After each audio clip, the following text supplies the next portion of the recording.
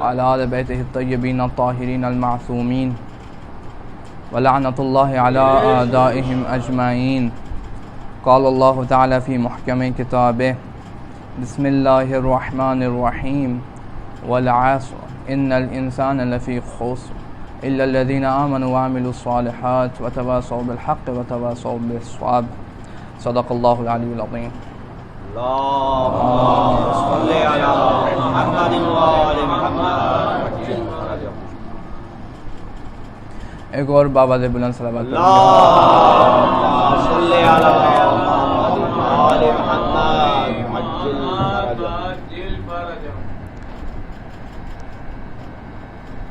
اس mic میں problem ہے تھوڑی سی. یہ ہون کے پاس قریب ہے.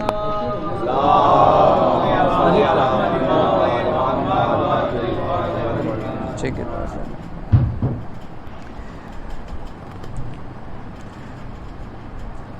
بزرگان محترم، عزیزان گرامی، جوانان عزیز، ہماری گفتگو انسان اور حسین کے عنوان سے جاری ہے.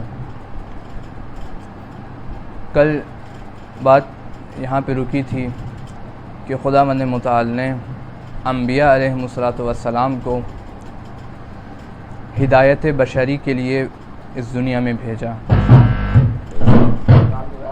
اور کہا یہ گیا تھا کہ حسین علیہ الصلاۃ والسلام انبیاء کے وارث ہیں. حسین نے سب کچھ لٹا دیا اپنا، کس لیے؟ ہدایت بشر کے لیے، تاکہ انسانوں کی ہدایت ہو سکے. سوال یہاں پہ پیدا ہوتا ہے کہ ہدایت کیوں ضروری تھی انسانوں کی؟ کیا وجہ تھی کہ انسان ہدایت پا جائے؟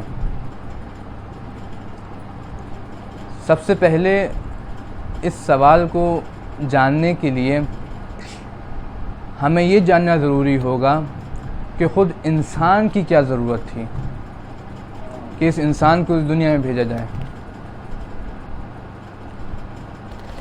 ظاہر ہے ہمیں روایات معصومین سے بہت کچھ ملتا ہے،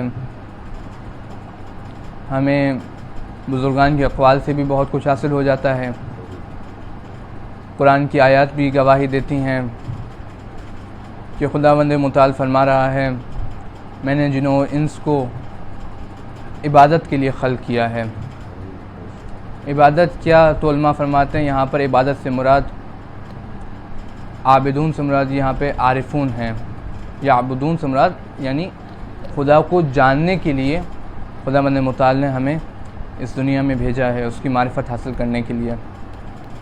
یہاں پر ایک بہت اہم نقطہ وہ یہ ہے کہ انسان کی جائیگاہ اور انسان کی ویلیو اللہ سبحانہ و تعالیٰ کے نزدیک کیا ہے. اب دیکھیں، ایک دفعہ انسان عام انسان ہے، ویلیو ہے اس کی جائیگاہ ہے ایک. کیا ضرورت ہے کہ حسین جیسا اتنا مقرب انسان خداوند متعال کا اس عام انسان کے لیے قربان ہو جائے؟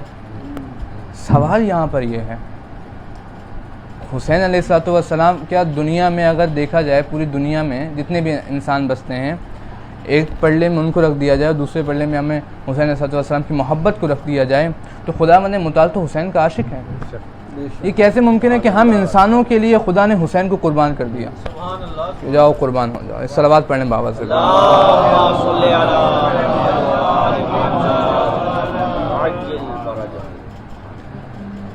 بزرگان محترم، عزیزان گرامی، یہاں پر دو احادیث سے میں استفادہ کرنا چاہوں گا.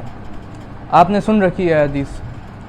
ایک حدیث یہ کہ رسول نے فرمایا: انما بعثت لمکارم الاخلاق، کہ مجھے مبعوث کیا گیا یا میں مبعوث ہوا ہوں اخلاق کی تکمیل کے لیے، اخلاق کو کامل کرنے کے لیے. یہ نقطہ بہت ضروری ہے سمجھنے کے لیے. کیا مطلب ہے کہ اخلاق کو کامل کرنے کے لیے رسول اللہ صلی اللہ علیہ وسلم آئے ہیں؟ ابھی ایک بحث ہے اس کے اندر پوری کہ عرب جاہلیت کے اندر تو اخلاق نامی کوئی چیز نہیں تھی، پھر رسول اللہ صلی اللہ علیہ وآلہ وسلم کیوں اخلاق کو کامل کرنے کے لیے آ گئے؟ اخلاق کامل ہو جائے، بھائی ہے ہی جب کچھ نہیں تو اخلاق کامل کیسے ہوگا؟ یہ بات بہت غور طلب اور قابل بحث ہے. یہاں پر علماء فرماتے ہیں اس کی دو تفاسیر ہو سکتی ہیں اس حدیث کی. ایک تفسیر یہ کہ تمام انبیاء حضرت آدم سے لے کر حضرت عیسیٰ تک تمام انبیاء آئے اور آ کے اپنی اپنی امتوں میں اخلاق پہنچاتے گئے، بے شک اخلاق کی تعلیم دی، ادب سکھایا، احکامات سے آشنا فرمایا، لیکن کسی بھی نبی نے اخلاق کو کامل نہیں کیا۔ حضرت ختمی مرتبہ صلی اللہ علیہ وآلہ وسلم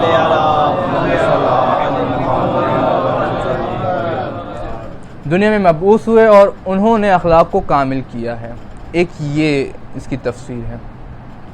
دوسری علماء فرماتے ہیں کہ یہ اپنی جگہ درست ہو سکتی ہے، لیکن اس سے بڑھ کر ایک تفسیر یہ ہے کہ حدیث بھی ہے رسول اللہ صلی اللہ علیہ وآلہ وسلم سے کہ الناس معادن کما معادن الذهب والفضہ، کہ لوگ جو ہیں وہ معدنیات ہیں۔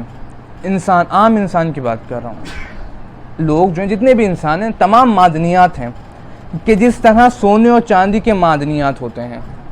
یہ عجیب حدیث ہے۔ ایک تمام انسان معدنیات ہیں کہ جس طرح سونے اور چاندی کے معدن ہوتے ہیں، بالآخر دونوں بارزش ہوتے ہیں، چاندی بھی ارزش دار ہے اور سونا بھی ارزش دار ہے۔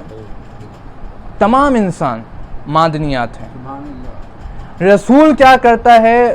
خصوصاً ختمی مرتبت نے کیا فرمایا؟ رسول کا کام یہ ہے کہ ان معدنیات میں سے سونے اور چاندی کو الگ کرتا ہے اور جو فضلات ہوتے ہیں ان کو صاف کر دیتا ہے۔ اسی لیے فرمایا کہ میں اخلاق کی تکمیل کے لیے آیا ہوں، کہ جب فضلات پاک ہو جائیں گے تو جو باقی بچے گا وہ پورا کا پورا اخلاق ہوگا۔ ایک صلوات پڑھیں بابا سے۔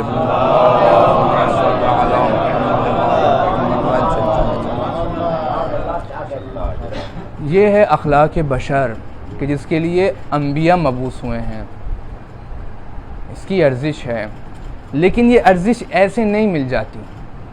اس ارزش کو پانے کے لیے تفکر کی ضرورت ہوتی ہے، فکر کی ضرورت ہوتی ہے۔ اللہ نے ہر انسان کی فطرت، اس کی سرنوشت بالکل صحیح طور پر رکھی ہے۔ اب وہ انسان کے اختیار میں ہے کہ اس کو کم کر دے یا زیادہ کر دے، نہیں کہتا کہ ختم کر دے یا فطرت ایک اس کا ایسا عمل ہے کہ وہ ظاہر ختم ہونے والی چیز نہیں ہے، کم کر دے یا زیادہ کر دے۔ اس کے لیے جو ایک بہت اہم بات علماء کی نظر میں ہے وہ یہ کہ توجہ کیسے رکھیں انسان۔ ایک نبی کی جو حیثیت ہوتی ہے معاشرے کے اندر ایسی ہوتی ہے کہ سارے انسان اس کی طرف متوجہ ہوتے ہیں، سارے انسان، سیاسی طور پہ ہوں، اجتماعی طور پہ ہوں، فرہنگ کے اعتبار سے ہوں، ثقافت کے طور پہ ہوں، جو بھی جس رابطے میں بھی ہے رسول سے پیوست ہوتا ہے۔ اور جو علماء ہوتے ہیں وہ رسول کے انبیاء ہوتے ہیں، وہ وارثان رسول اللہ ہوتے ہیں۔ یہ علماء، یہ حدیث رسول اللہ کی بھی۔ یہاں پر مجھے ایک واقعہ ضروری سمجھتا ہوں کہ نقل کروں، آیت اللہ العظمیٰ قاضی طباطبائی کا۔ ایک صلوات پڑھ لیں ان کی۔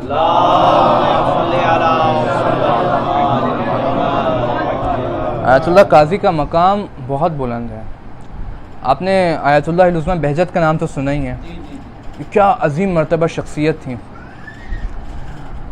جان لیجئے کہ آیت اللہ بہجت جن کو اپنی خاک پا کہتے ہیں وہ قاضی طباطبائی ہیں۔ وہ مقام، وہ منزلت تھے آیت اللہ العظمیٰ قاضی طباطبائی کی۔ فرماتے ہیں کہ کچھ لوگ نجف میں، ظاہر زمانے میں برے لوگ بھی ہوتے ہیں، اچھے لوگ بھی ہوتے ہیں، اور جوانوں کو ہم دیکھتے ہیں تو زیادہ ہوتے ہیں اس طرح کے جو روڈز پہ پھرتے ہیں اور گلیوں پہ، جو اوباش ہم کہتے ہیں۔ تو آیت اللہ قاضی دیکھتے تھے کہ ایک شخص ہے، وہ اسی ٹائپ کا بندہ ہے، جوان ہے۔ ایسے ہوتا کیا تھا کہ جب بھی اس کا نام آتا تھا تو لوگ اسے ڈرتے تھے۔ نجف کا واقعہ ہے یہ، پرانا۔ کہتے ہیں کہ مائیں اپنے بچوں کو سلاتی تھیں اس کا نام لے کے کہ وہ آ جائے گا، نہیں تو سو جاؤ۔ اچھا، اب یہ واقعہ عجیب ہے کہ آیت اللہ قاضی کی عزت بہت کرتا تھا کہ بھئی یہ ایک اسلام کے مبلغ ہیں تو میں ان کی عزت کرتا ہوں.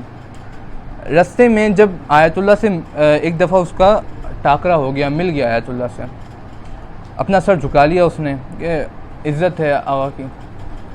آیت اللہ قاضی نے پوچھا کہ کیا ہم سے محبت کرتے ہو, ہمارا احترام کرتے ہو؟ ہاں بالکل آپ کا احترام کرتے ہیں, آپ اسلام کے مبلغ ہیں, اچھی بات ہے بہت. کہا چلو ایک کام کرو, ہمارے احترام کے وسیلے سے, واسطے سے, ہمارے احترام کے ذریعے صبح صبح نماز شب کے لیے بیدار ہو جاؤ. اچھا اب علماء کے لیے عجیب ہے یہ واقعہ بیان کرنا, میں جب بھی سنتا ہوں علماء سے عجیب ہے کہ فرماتے ہیں کہ ہم جب کہتے ہیں کسی کو کہ ہدایت پہ آ جاؤ تو کہا کرتے ہیں کہ نماز مسجد میں پڑھ لو, یا اول وقت میں نماز پڑھو, یا واجبات کی ادائیگی کرو. آیت اللہ قاضی فرما رہے ہیں کہ نہیں, نماز شب کے لیے بیدار ہو جاؤ. عجیب بات ہے. خیر وہ نماز شب کے لیے اس نے سوچا چلو بیدار ہو جائیں گے, اب دیکھتے ہیں کیا ہوتا ہے. رات کو سویا, صبح نماز شب کے لیے یعنی نیم شب کے بعد وہ بیدار ہوا نماز شب کے لیے. اٹھتا ہے, اس کے دل میں عجیب سی کیفیت ہے, خداوند متعال سے راز و نیاز کر رہا ہے کہ اے خدا دیر سے آیا ہوں, معاف فرما دے. یہ آیت اللہ قاضی کی کرامت ہے, یہ جو جوان اس طرح توبہ کر رہا ہے, یا خدا دیر سے آیا ہوں معاف فرما دے. نماز شب پڑھتا ہے اور جتنی بھی عبادت ہوئی وہ انجام دے کے فارغ ہو جاتا ہے. عزیزان گرامی, علماء فرماتے ہیں کہ نجف میں ہم دیکھتے تھے, گواہ ہیں لوگ, کہ اسی جوان کا جھوٹا کھانے کے لیے علماء ترستے تھے. یعنی وہ مقام پایا اس نے, کس کے ذریعے؟ آیت اللہ قاضی طباطبائی کے ذریعے. یہ مقام ہے. ایک صلوات پڑھ لیں بابا سے.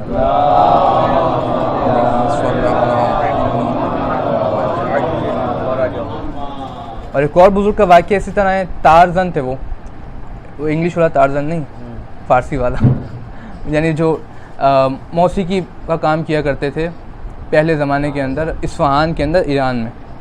تو دیکھا کہ بھائی اصفہان کا بڑا کوئی سیٹ جس طرح ہوتے ہیں بھائی وہ آ رہے ہیں, تو کل جو ہے نا ایک موسیقی کی محفل لگنی چاہیے, جاؤ جلدی سے اپنا تار جو ہے وہ موسیقی کا ٹھیک کر کے لاؤ. کیا خراب تھا اس کا آلہ موسیقی کا تار. انہوں نے کہا ٹھیک ہے جی, دیکھتے ہیں. اس کا دل تھوڑا غمگین تھا کہ کیا ٹھیک کر کے لاؤں گا تار, چھوڑیں بس آتے رہتے ہیں لوگ تو. لیکن کہا نہیں, کل بہت امپورٹنٹ شخصیت آ رہی ہے, بہت اہم شخصیت ہے, تم فوراً جاؤ اور جا کے اپنی آلت کا جو آلہ ہے تمہارے موسیقی کو, اس کا تار صحیح کر کے لاؤ. چلا گیا. ایک اصفہان کے ایک جگہ ہے, پل ہے, بڑا مشہور ہے پل, وہاں پر دیکھا کہ ایک بزرگ تشریف فرمائے. اب وہ بزرگ کا نام نہیں لکھا ہوا وہ کتابوں میں, نہیں معلوم, شاید جہاں میں نے پڑھا ہے وہاں پر نہ ہو. وہ بزرگ سے اس نے کہا کہ میں نے یہ تار جو ہے اس کا جڑوانا ہے, تو مجھے بتائیں کہ کوئی دکان کہ جس سے میں اس مسئلے کو حل کروا سکوں. تو اس بزرگ نے عجیب جملہ کہا اے شخص اپنے دل کا تار صحیح کرو. بس اتنا کہنا تھا. غائب ہو گیا, بالکل غائب. پتہ ہی نہیں چلا لوگوں کو کہ کہاں گیا. وہ جو اتنی اچھی موسیقی بجایا کرتا تھا وہ کہاں گیا, غائب ہو گیا دنیا سے. ایک پردہ کے طور پر وہ چلا گیا پردے میں. بہت دنوں کے بعد ایک شخص نے اسے دیکھا. کیا کر رہا ہے؟ کہتا ہے کہ میں مدرسے میں ہوں, ایک مدرسے میں پڑھتا ہوں, تو یہ ہے کہ میں علوم اہل بیت سیکھ رہا ہوں. حالت عجیب سی ہے, بالکل اس کی داڑھی بڑی ہوئی ہے, منہ کم ہے, اور جیسے ہوتے ہیں. اس نے کہا یہ کیا حالت بنا رکھی ہے اپنی, اس طرح باتیں ہوئیں اور وہ شخص چلا گیا. یہ میں آپ کو بتاؤں کہ یہ جو شخص گیا تھا جس نے اپنی دل کی تار صحیح کی تھی, جو متوجہ ہوا تھا, جس نے فکر کی تھی, وہ شخص آج کے دور میں آیت اللہ بروجردی کا نام بہت مشہور ہے, جو گزر چکے ہیں بروجرد کے, ان کا استاد تھا. یعنی اتنا مقام پایا ایک تفکر سے, ایک جملے سے. علماء کا کام یہی ہوتا ہے کہ وہ انبیاء کے وارث ہوتے ہیں, اور جب انبیاء کوئی کام کرتے ہیں تو امت وہی کرتی ہے. اسی لیے آقا ابا عبداللہ کربلا میں آئے ہیں تاکہ دین پہ قربان ہو سکیں, تاکہ پورا جہان دینی بن سکے, اسلامی بن سکے. کیونکہ سب کی نظریں آقا ابا عبداللہ پہ تھیں, سب کی نظریں. حسین وارث نبی ہیں, سب کی نظریں, پوری ملت کی نظر پوری امت کی نظر حسین ابن علی پہ ہے کہ حسین کیا کرتے ہیں. اور حسین کا جو بہت ضروری ایک فیکٹ دیکھنے کو ملتا ہے کہ وہ یہ ہے کہ آقا ابا عبداللہ عزت بہت دیتے ہیں دوسروں کو, بہت عزت دیتے ہیں, کرامت انسانی کے بہت قائل ہیں, جیسے انبیاء ہوتے ہیں, بہت عزت دیتے ہیں, اپنے سامنے کسی کو شرمندہ دیکھنا پسند نہیں کرتے آقا ابا عبداللہ. اور یہ تربیت انسانی کے اندر بہت اہم جز ہے. اور بچوں کے لیے بھی جب کہتے ہیں کہ تربیت کی جائے تو ایسی کی جائے کہ یہاں پہ ضمناً بات آ گئی, ایسے کی جائے کہ ان کو کسی کے سامنے بے عزت نہ کیا جائے. جب وہ بے عزت ہوتے ہیں تو ان کے دل پہ بہت برا اثر لگتا ہے اور تربیت میں بہت گہرا اثر ہو جاتا ہے. ان کے سب کے سامنے نہ کہا جائے بلکہ ایک تنہائی میں جا کے سمجھایا جائے ان کو کہ اس طرح نہیں, تم نے غلط کام کیا تھا, یہ کام اس طرح صحیح ہوگا. سب کے سامنے نہیں کیا جاتا. تو یہ آقا ابا عبداللہ کے اندر یہ سیرت میں ملتا ہے کہ وہ انسان کو عزت بہت دیا کرتے تھے. کیوں؟ تاکہ انسان کمال پہ پہنچے. اسی لیے بچوں کو کہا گیا ہے تاکہ بچے اچھی تربیت پا سکیں کہ ان کو عزت دو. انسان کو عزت دیا کرتے تھے کہ انسان کمال تک پہنچے. اور عجیب واقعے اس طرح کے ہمیں ملتے ہیں کہ واقعاً دل حیران ہو جاتا ہے. غالباً امام باقر کے زمانے کا واقعہ ہے.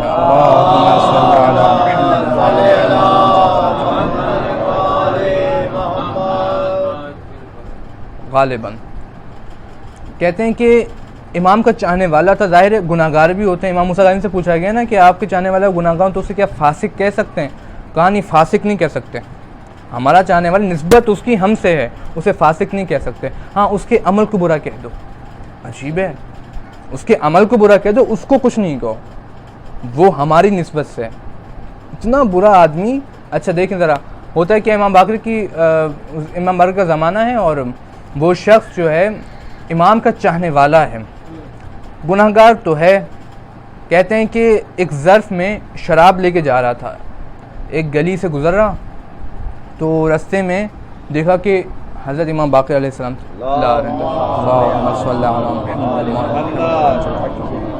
وہ سامنے سے آ رہے ہیں. حضرت کو جب اپنا چاہنے والا ملتا ہے تو ظاہر خوشی ہوتی ہے کہ ہمارا چاہنے والا آ رہا ہے.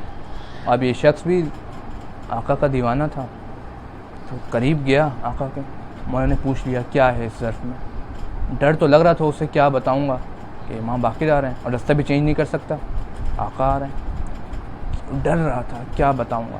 آقا نے پوچھ لیا ایک اس ظرف میں کیا ہے. ظاہر ہے مخبری تو کرتے ہیں اپنے چاہنے والوں کی آقا. اس ظرف میں کیا ہے؟ گھبرا گیا, چپ ہو گیا, پھر سوچ کے بولنے لگا مولا اس ظرف میں دودھ ہے. مولا اس ظرف میں دودھ ہے. اچھا دودھ ہے, لاؤ دکھاؤ, دودھ دکھاؤ. جب اس نے ظرف ہٹایا تو واقعاً دودھ ہو چکا تھا. یعنی کسی کو بھی اپنی نظروں کے سامنے کسی کی بھی عزت خراب نہیں ہونے دیتے ہیں. اپنی نظروں کے سامنے آقا رازدار ہیں لیکن پھر بھی کسی کو بھی اپنی نظروں کے سامنے نہیں گرانے دیتے کہ کل کو شرمندہ نہ ہو جائے. اور آج جس شہید کا تذکرہ کرنا ہے وہ عظمت بشری کی ایک عظیم مثال ہے اور آقا نے اس کو بھی عزت دی ہے. کون ہے وہ شہید؟ وہ حر ہے, حر علیہ السلام.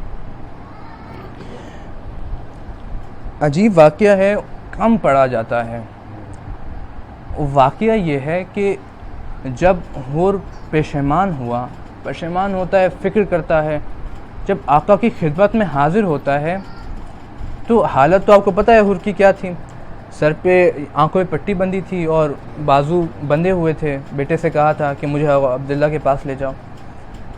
یہ واقعہ پڑھا نہیں جاتا, کم پڑھا جاتا ہے. کہتے ہیں جب خیمے کا پردہ ہٹایا اور حر کو اندر آنے کا کہا تو حر کا سر جھکا ہوا تھا. پہلے توبہ کی تھی انہوں نے, حر کا سر جھکا ہوا تھا, ہاتھ بندھے ہوئے تھے. آقا ابا عبداللہ سے کہتا ہے آقا کیا میری توبہ قبول ہو سکتی ہے؟ یہاں پر علماء فرماتے ہیں کہ ابا عبداللہ نے کچھ بھی نہیں کہا.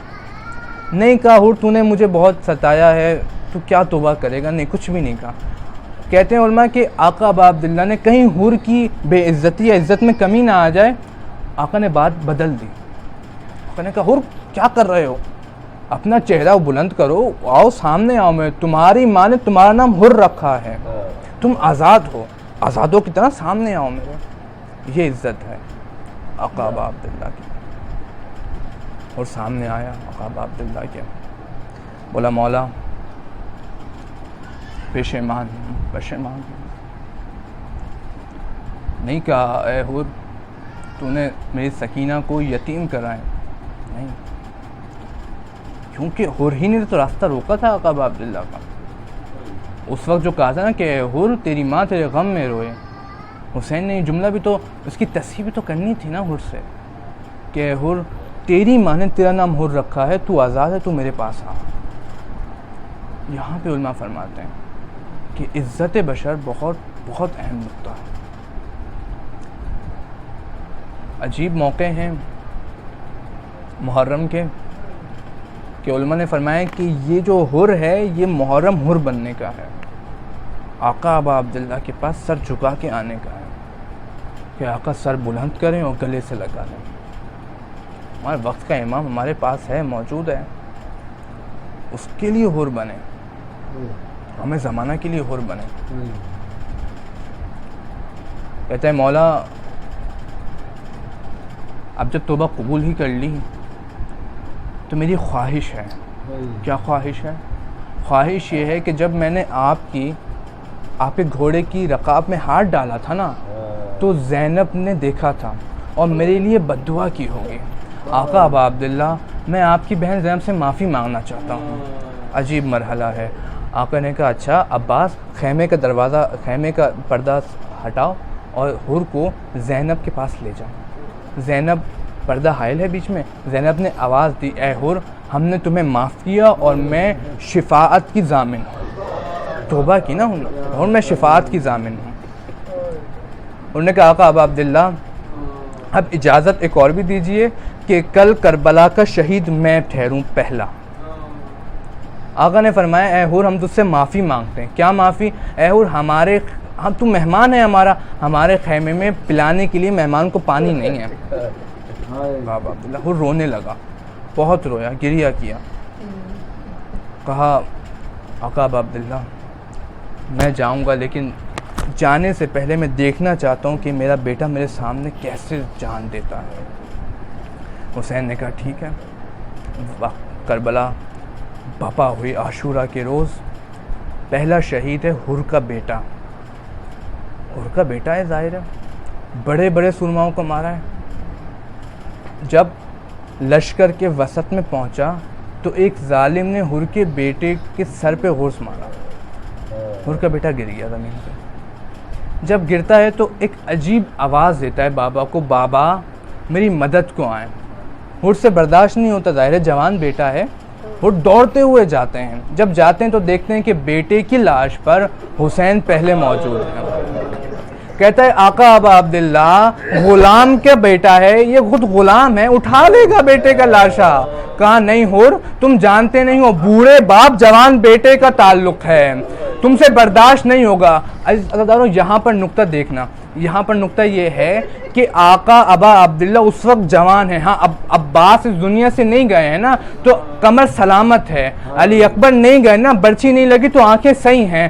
آقا نے دونوں ہاتھ ڈالے اور حر کے بیٹے کو اٹھایا. میں کہوں گا اے ابا عبداللہ عصر عاشور دور نہیں ہے جب آپ اکبر کے لاشے پر آئیں گے اور ادھر دیکھ کے فرمائیں گے اینا عباس، اے عباس تم کہاں ہو؟ اینا قاسم، اے قاسم تم کہاں ہو؟ دیکھو مجھ سے دیکھا نہیں جا رہا. الا لعنت اللہ علی القوم الظالمین فسیعلم الذین ظلموا ای منقلب ینقلبون. بار الہ تجھے واسطہ محمد والے محمد کا.